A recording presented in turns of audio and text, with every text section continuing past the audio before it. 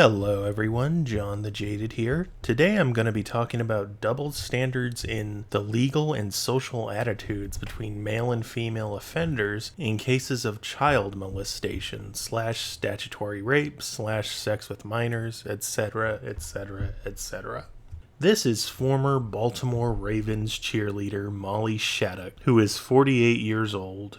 You may or may not have heard, but in June she pled guilty to raping a 15-year-old boy. She had the 15-year-old over at her house, got him drunk, and performed oral sex on him. He was a friend of her son, who was also 15, and she'd been pursuing him for months prior to this, so it wasn't some spur-of-the-moment lapse in judgment or anything like that. It was a premeditated predatory act. Anyway, her sentence was recently handed down, which was 2 years of probation, and every other weekend she has to go to a violation of probation center for 48 weekends. That's it. That's her sentence. Oh, and she has to pay something like $10,000 in restitution to the boy's parents, which, as I'm sure you can guess, is an unimaginable burden on a woman with a $2.5 million home and $5 million in the bank. Now, one might think that this is a rare occurrence, a woman preying on a boy and then getting the joke of a sentence for doing so, but it's actually not that rare. In fact, there are cases of a similar circumstance where the crime was arguably worse and the punishment was even more insulting. Take, for instance, Shauna Nerby. In January of 2015, she was arrested for repeatedly molesting two boys, beginning when they were just 6 and 8 years old. She was found to have been sodomizing the boys and forcing them to have various forms of sex with her. And what was her sentence? 5 years of probation. Yes, for repeatedly raping a 6-year-old and an 8-year-old, this 24-year-old woman gets no jail time whatsoever, just 5 years of probation. She did spend some months in jail while awaiting her trial, but she was sentenced to nothing beyond probation. So she's a free woman. She molested 2 kids and she's a free woman. Coincidentally, she was just sentenced recently around the same time as Molly Shattuck, so I don't know if that has anything to do with anything, but it's just interesting little tidbit. And then there's the case of 47-year-old Annette Vink, who repeatedly molested a 14-year-old boy who was a school friend of her daughter. She actually made herself out to be the victim throughout the legal proceedings and didn't show an ounce of remorse or acknowledgement for what she did. There seemed to be a lot more emphasis put on rehabilitating her and giving her effective therapy than there was on the boy she victimized and what he went through. Dr. Erica Weinstein, not sure if I'm pronouncing that right, who testified on her behalf, spent her entire time on the stand talking about nothing but how Annette Vink needed to not be in prison. She needed to be at home, where she could get support from her family and therapeutic treatment that she just wouldn't get in prison. She actually said, and I quote, "As a woman, Annette would benefit from psychotherapy combined with the family support she can only receive outside prison. Because of her sex offender status, she just isn't safe in prison and can't take on a job." And what was her sentence? 5 years and 8 months probation. Again, no prison time. Now, these are child molesters we're talking about, convicted child molesters who received no prison time whatsoever. Does anyone think for a second that if these perpetrators were men that it would have played out like this? Does anyone think any guy could rape a 6-year-old and an 8-year-old repeatedly, or even a 14 or 15-year-old, and get off with a few years of probation and a fine? Does anyone think a 47-year-old man who molested a 14-year-old girl would have people on the stand testifying and others considering that he'd really benefit from therapy and the support his family would give him that he just can't get in prison and it'll be unsafe for him in prison as a child molester? Oh, won't someone think of the rapist's well-being? We can't send him to prison, it just wouldn't be fair to him. Never mind the 14-year-old he molested. Does anyone honestly think that any of this would happen in a scenario where the genders were opposite? Because, quite frankly, I don't. That's not to say no male child molester has ever gotten away with his crimes, but I've looked long and hard for male child molesters who were convicted or confessed to their actions and served no time for it. Hell, in the Annette Vink case, the family even said there'd be no talks of doctor evaluations and probation if she were man. And I hate to say it, but I think they're right. Compare these cases where grown women actually physically molested children to the Gerald Fogel case that just happened. He's facing 12 years in prison, and unlike two of the aforementioned women, he won't get to see his kids and maintain a regular parental relationship with them as if nothing happened. That's another thing. I haven't heard any talk of the Molly Shattuck or Annette Vink being separated from their kids. In fact, that was part of the reason given for giving Molly Shattuck her ludicrous sentence, was that she could be around her kids. Yes, let's give her a joke of a sentence so that she can be around her kids, so that the child molester can be around her children. So it's quite clear to me that there is in fact a gross double standard legally when it comes to female child molesters versus male child molesters. But it doesn't stop with the legal system. Even on a purely social level, lots of people appear to have this gross double standard and misconception, as if boys can't be raped, women can't rape them, and if anything, these victims should be happy about what happened to them. Like, these kids, these boys who get molested by these older women should be, like, proud of it, wear it as a badge of honor. Yeah, because every boy wants that.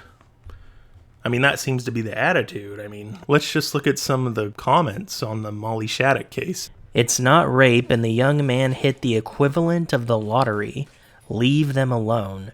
Yes, if it were a 15-year-old girl and an older man, it would be completely different. Live with it. Well, I personally don't see how it would be completely different. She's an adult, and he was a 15-year-old boy. She got him drunk and took sexual advantage of him. I mean, how is that different than if a 47-year-old man got a 15-year-old girl drunk and sexually took advantage of her? I mean, everyone would be completely outraged. But to be fair, you're saying it would be completely different, but I just don't see how. I mean, it just sounds like you're saying, well, yeah, I have this double standard and I recognize it, but I don't even know why, and I'm not going to even try to explain it or figure out why that is. Deal with it. That's stupid. That's a non-argument. That's a non-explanation. That's something people who don't want to use their brain do. Say, live with it, deal with it. End of discussion. It's stupid. OMG. The horror. A 15-year-old boy got a BJ.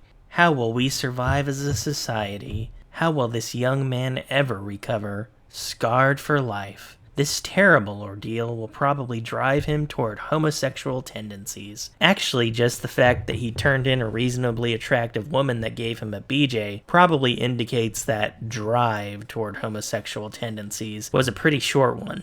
Yes, because what Rick Grayson finds attractive about a woman is what every man finds attractive about a woman. And every boy, for that matter, considering the person in question was only 15. And also, as we know, if the person who rapes you happens to be attractive, that's okay. If you're a guy and a woman rapes you and you didn't like it, you're obviously a faggot. Just like all those women and girls who have been raped by attractive men and reported it.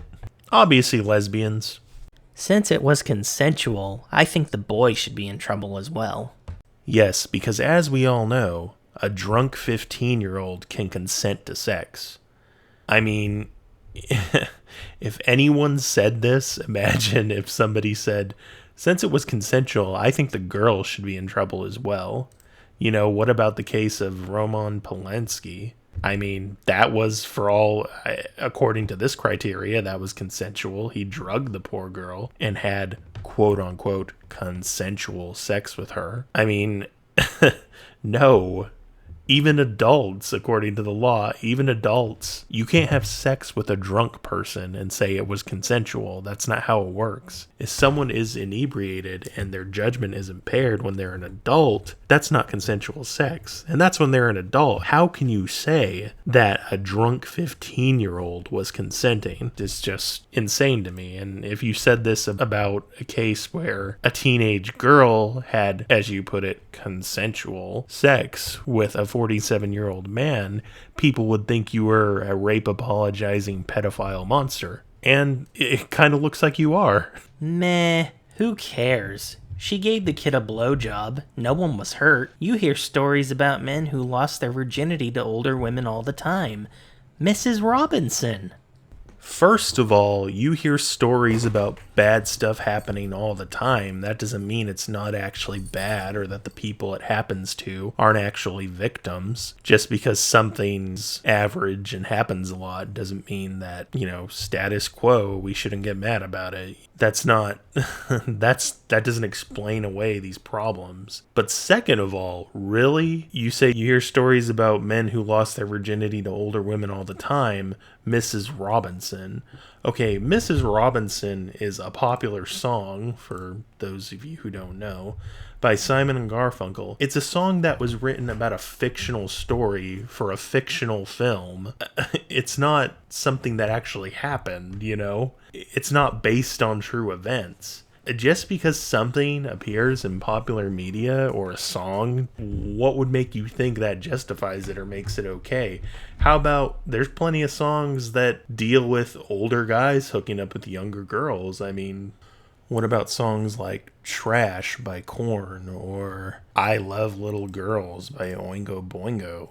Or how about Young Girl by Gary Puckett and the Union Gap? I mean, that's just a few. There's plenty more, but the point is these songs have been written and recorded for entertainment purposes. These songs are intended for entertainment. They're not intended to be taken as moral pronouncements to live our lives by. Something being in a popular song does not make it okay. It does not mean it's something that we should accept people do in real life. And 90% of the time, the stuff in these songs, they're fiction, they're fantasy, they're not real. So, nobody should take them as anything but fantasy.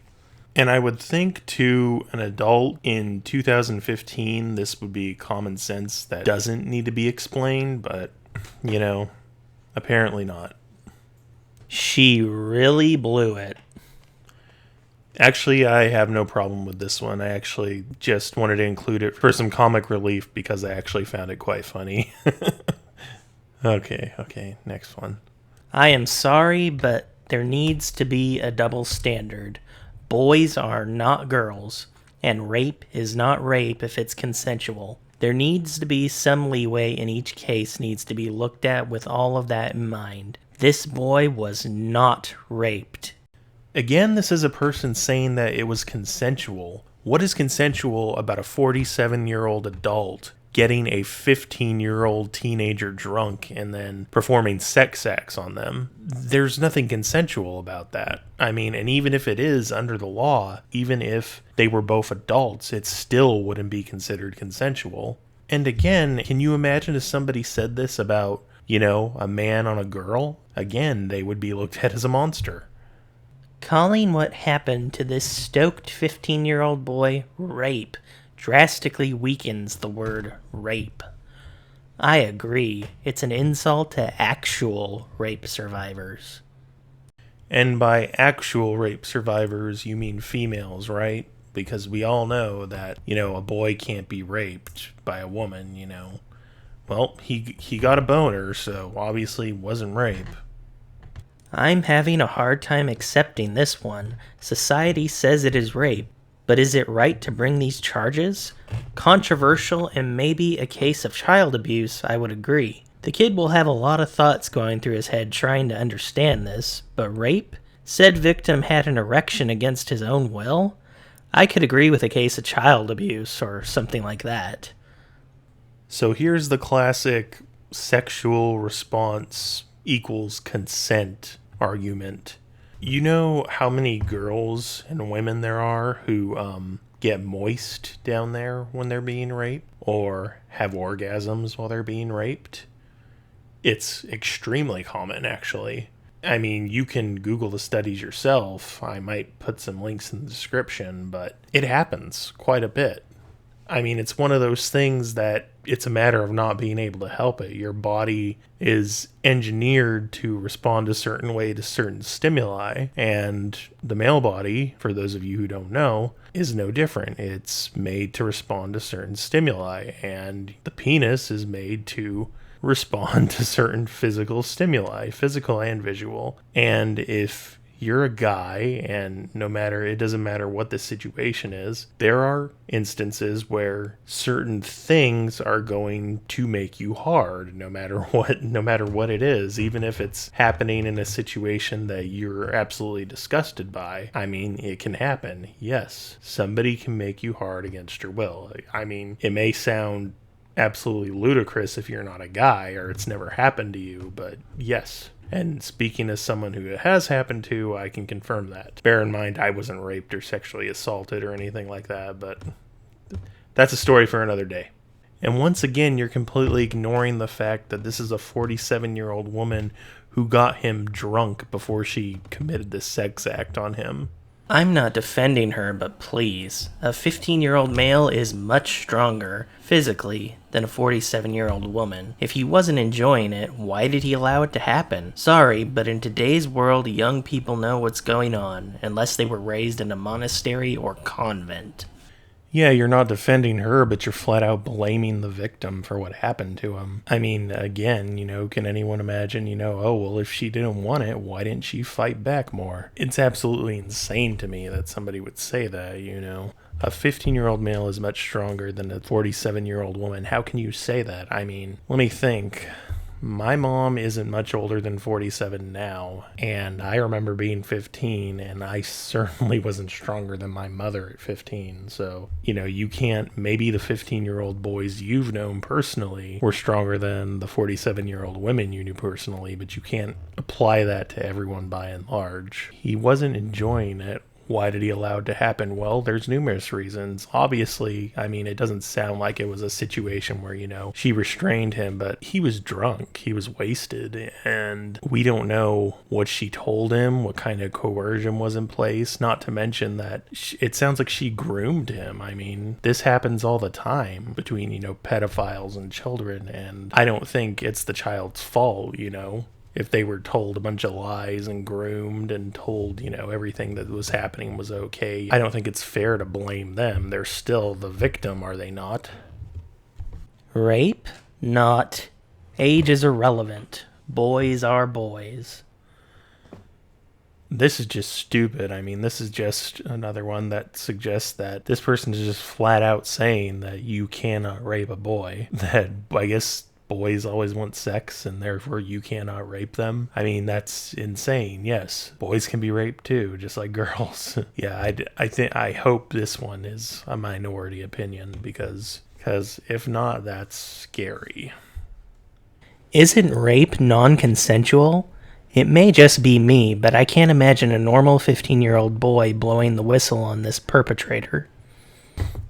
Again, it wasn't consensual. There was nothing consensual about this. He was drunk. She was a 47-year-old adult. He's a 15-year-old kid. There's nothing consensual about that. But I will say that part of this guy's comment is actually correct, in a sense, where he says, but I can't imagine a normal 15-year-old boy blowing the whistle on this perpetrator. Sadly, that's true, but not probably in the way he meant, because you'll find numbers and statistics all over the place, but the general consensus is the vast majority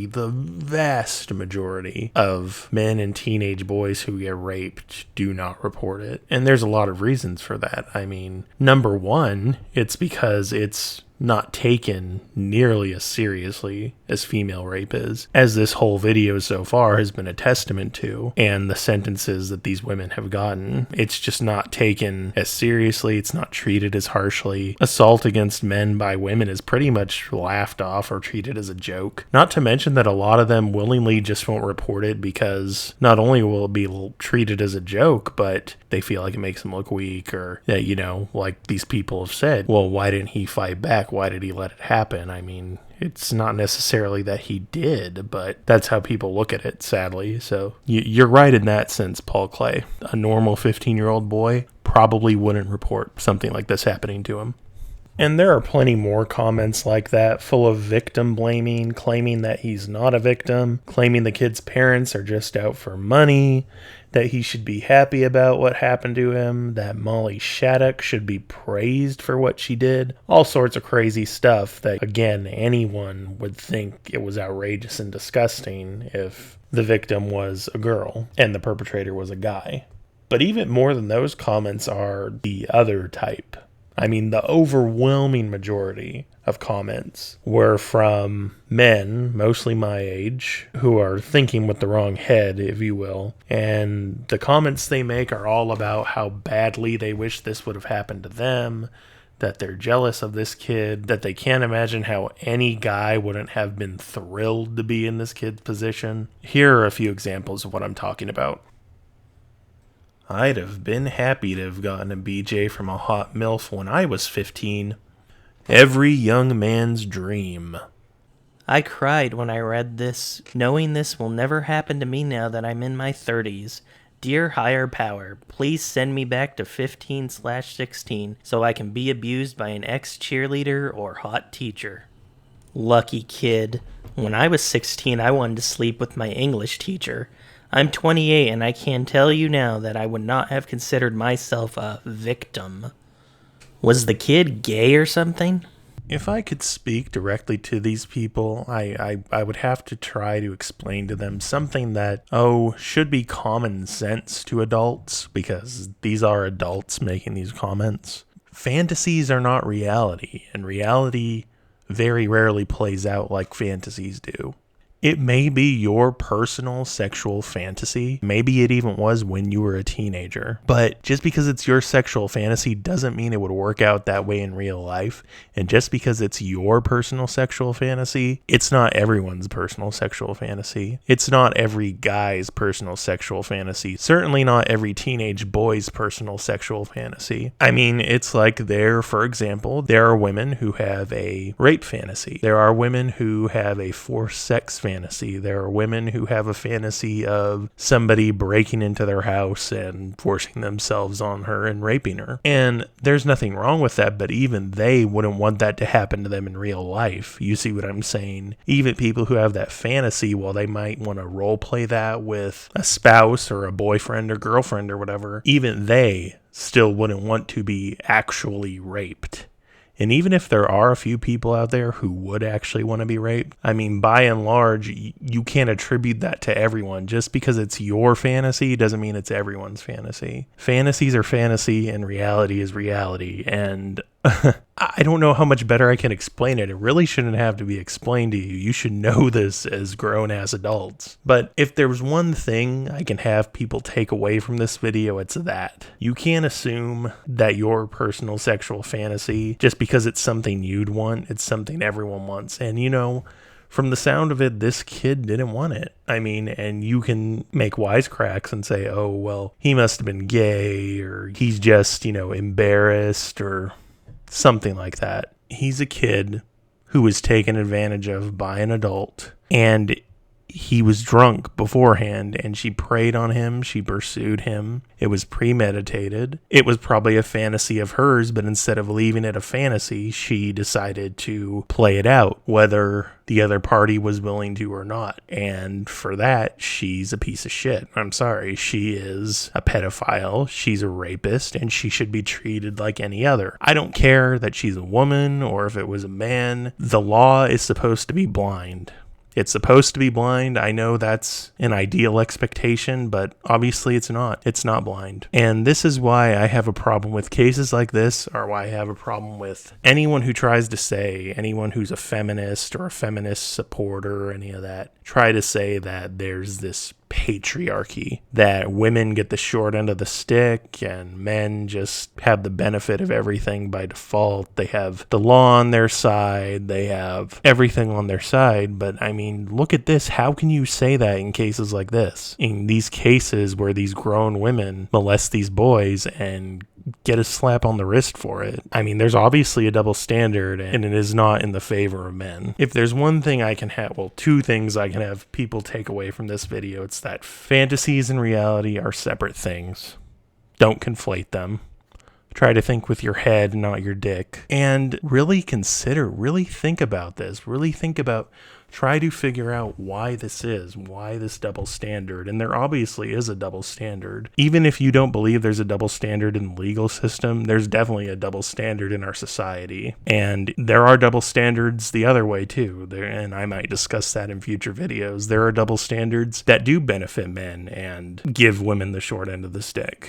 But this obviously is the other way around. This is not one of those cases. Men and boys definitely have the short end of the stick in cases like this, in cases of sexual assault, and something needs to be done about it. I don't know how to fix it, but something needs to be done about it. But denying that it's real, denying that it exists, and saying that, oh no, it's men who have the advantage over women in every facet of society, that's not going to help. That's just two steps back, and that's going to make it harder for us ever to truly achieve true gender equality in our society.